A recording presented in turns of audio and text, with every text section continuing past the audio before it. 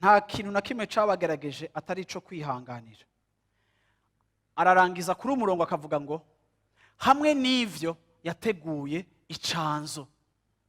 Hamwe n'ivyo bigeragezo umazemwo iminsi uri kuracamo, umazemwo imyaka uri kuracamo, ngenda kwibutse muri kino gitondo ngo Imana yarategekanije icanzo.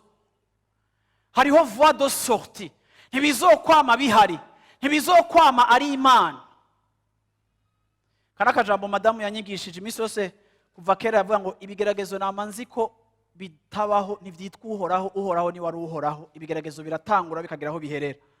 Iyo ikigeragezo kivutse ugomba kumenya ko irafise n'umunsi kigomba no guhererako. Yesu ashimwe cyane, Yesu ashimwe cyane, haleluya. Ndashaka kubisemerera uti cyaratanguye kizohera.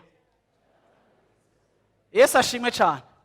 Hari igihe wiruka muri alimentation ukagura ikintu ukunda, uravyumva washitse muhira ugasanga munsi kuri date ya expiration caraheze. Ndaje kubabwira ngo uravyumva ibigeragezo vyacu birafise date d'expiration, birafise ryari bizobora, birafise ryari bizohagarara, birafise ryari bizopfa, birafise ryari iyo page izobatone, birafise umunsi vyatanguriye, birafise n'umunsi bizohererako. Ariko Imana yacu yoyo izokwama ari ibihe bidashira, izokwama ihari. Haleluya. Ngo hamwe n'ivyo narabateguriye icanzo. Yesu ashimwe cyane.